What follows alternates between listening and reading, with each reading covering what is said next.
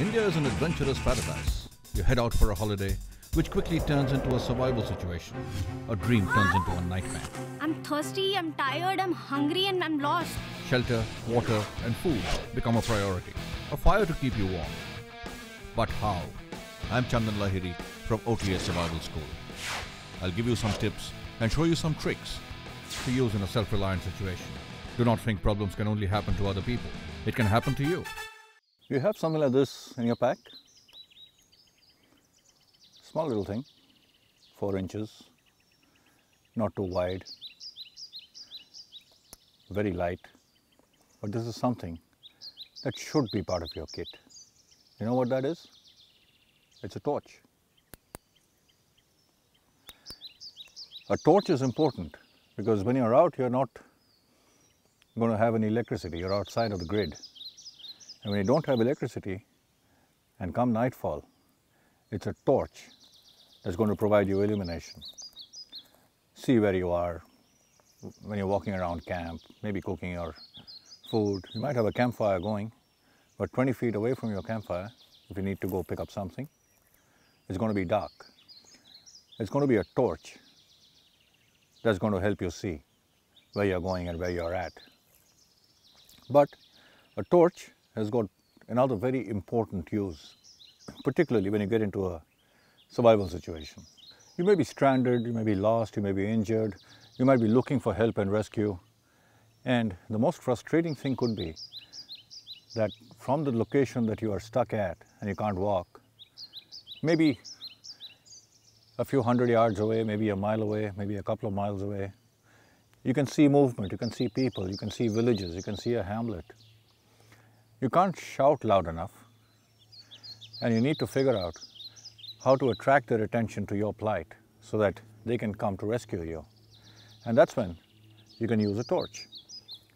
This is a small torch, so the illumination may not reach very far. So I suggest you carry a larger torch, certainly carry a head-mounted torch.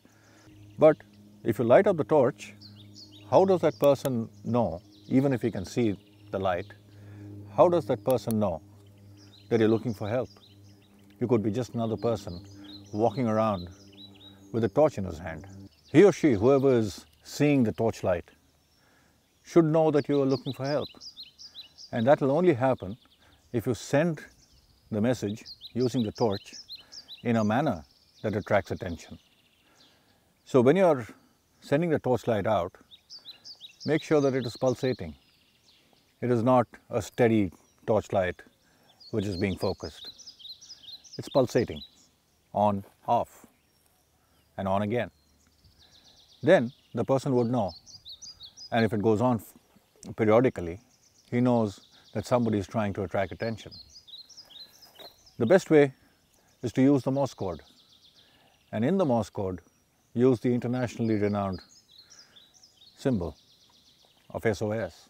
3 dots, 3 dashes, and 3 dots would go something like this. That's dot, dot, dot, dash, dash, dash, dot, dot, and dot. So that's 3 dots, 3 dashes, 3 dots. SOS, known internationally as a distress signal. Even if the person receiving that message of SOS does not know the Morse code, does not know SOS, because it is pulsating, he or she would know that this is not a regular torchlight. It is a person who is attracting attention, and they would come to investigate, and you would be closer to help, closer to rescue. So always carry a torch, and don't underestimate the importance of a torch in signaling. Carry it.